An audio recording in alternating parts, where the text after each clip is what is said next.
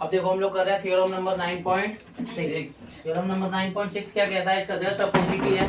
Theorem 9.6 क्या है, देखो chords equidistance from the centre of circle are equal in length. मतलब क्या हुआ, देखो पहले क्या बोला था कि अगर आपके दो कॉर्ड्स बराबर हैं तो सेंटर से उनका जो डिस्टेंस होगा वो इक्विडिस्टेंट होगा, मतलब वो आपस में सेंटर से बराबर दूरी पे मौजूद होंगे। अभी क्या बोला है कि ऐसे कॉर्ड्स, ठीक है, जो क्या है इक्विडिस्टेंट है, कहां से, सेंटर से। तो जैसे हमारा कॉर्ड ए बी है और सी डी है, ये क्या है हमारे सेंटर से बराबर दूरी पे, ओ एम और ओ एन हमें बराबर दिया हुआ है। इसका मतलब ए बी की सेंटर से दूरी जो कि ओ एम है और सी डी की सेंटर से दूरी है जो कि ओ एन है, वो बराबर दिया हुआ है। हमें इस बार क्या साबित करना है कि कॉर्ड बराबर है।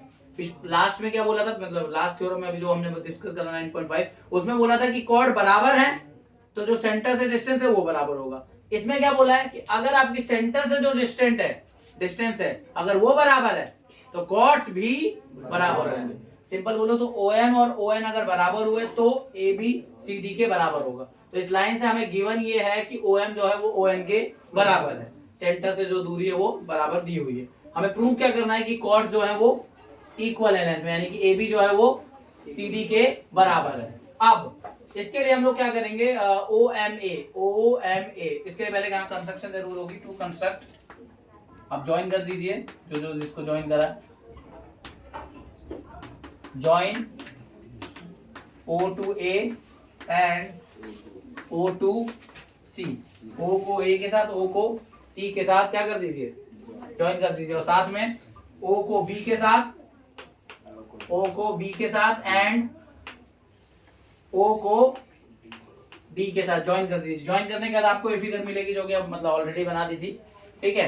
अब यहां पर देखो O M A and O N C को देखो, ओ एम ए ओ एन सी, दो ट्राइंगल दिख रहे हैं। ओ ए जो है वो किसके बराबर है, ओ सी के। ओ ए जो है वो ओ सी के बराबर है, क्यों है, रेडियस है दोनों, है ना, सेम सर्कल के। ए एम ओ और सी एन ओ, ठीक है, ये परपेंडिकुलर है, ये बाय कंस्ट्रक्शन हो जाएगी, ठीक है। और एक मिनट, ईच 90 डिग्री है, लेकिन ये चीज हमें गिवन है कि नहीं है, सेंटर से दूरी, अच्छा हाँ ये देखो ये बराबर दिया हुआ है ना, और ये सेंटर से जो दूरी बराबर, मतलब बराबर दूरी पे है अगर दोनों कॉर्ड, तो शॉर्टेस्ट पाथ होगा। और अगर शॉर्टेस्ट पाथ होगा तो उसकी क्या बनेगा, परपेंडिकुलर बनेगा कि नहीं बनेगा, नहीं समझे बात। देखो अगर कोई चीज बराबर दूरी पे है तो वो परपेंडिकुलर फॉर्म कर रही होगी, ठीक है, क्योंकि शॉर्टेस्ट लेंथ होगी ना वो, और वो परपेंडिकुलर होती है। तो ए एम ओ और सी एन ओ क्या होंगे, 90 डिग्री। ओ एम जो है वो ओ एन के बराबर होगा, ये बात हमें गिवन है। तो अब यहाँ पे ध्यान से देखो, ठीक है, तो ये वाली साइड, ये वाला एंगल और ओ एम ये इसके दिया हुआ, तो राइट एंगल, हाइपोटेन्यूज और ये वाली साइड, इन तीनों फैक्ट की मदद से मैं क्या कह सकता हूँ, तो ये फर्स्ट पार्ट, पहला फैक्ट, दूसरा फैक्ट जो कि हाइपोटेन्यूज का काम कर रहा है ना, ये हाइपोटेन्यूज का भी काम कर रहा है, और तीसरा फैक्ट क्या है, ये वाली साइड इसके बराबर होगी, ये साइड हो गई हमारी, तो ये तीसरा फैक्ट। इन तीन फैक्ट्स की मदद से मैं क्या कह सकता हूं कि हमारे ओ एम ए ओ एन सी के क्या है, कॉन्ग्रेंट है। अगर ओ एम ए ओ एन सी के क्या है, कॉन्ग्रेंट है, कौन सी कॉन्ग्रेंसी से होगा, ये आर एच एस से। राइट एंगल बराबर है, राइट एंगल के सामने वाली साइड देखो, ओ ए और ओ सी, ये भी बराबर है, और इन ट्राइंगल की कोई और अदर साइड हाइपोटेन्यूज के अलावा जो कि O M equal to O N है। तो आर एच और एस तीनों ही दे दिए गए, तो उसकी मदद से क्या हो जाएगा, कि ट्राइंगल क्या हो जाएगा हमारा, कॉन्ग्रेंट। अगर ट्राइंगल कॉन्ग्रेंट है तो हम कह सकते हैं कि जो ए एम है वो सी एन के बराबर होगा by C P C T. इसी तरीके से आप ओ एम बी और ओ एन डी को क्या कर सकते हो, कॉन्ग्रेंट कर सकते हो, ठीक है। इसके बाद तो ओ एम बी कॉन्ग्रेंट हो जाएगा ओ एन डी के आर एच एस, सेम होगा, मैं आपको बता देता हूं, देखो ये 90 degree, O B equal to O D हो जाता रेडियस, और उसके बाद O M equal to O N हमें दिया हुआ, तो आर एच एस की मदद से फिर से कॉन्ग्रेंट हो जाती है। और अगर वो कॉन्ग्रेंट होता मैं कह सकता हूं कि जो है आपका बी एम जो है वो डी एन के बराबर होगा सी पी सी टी से, तो ये हो गया, ठीक है।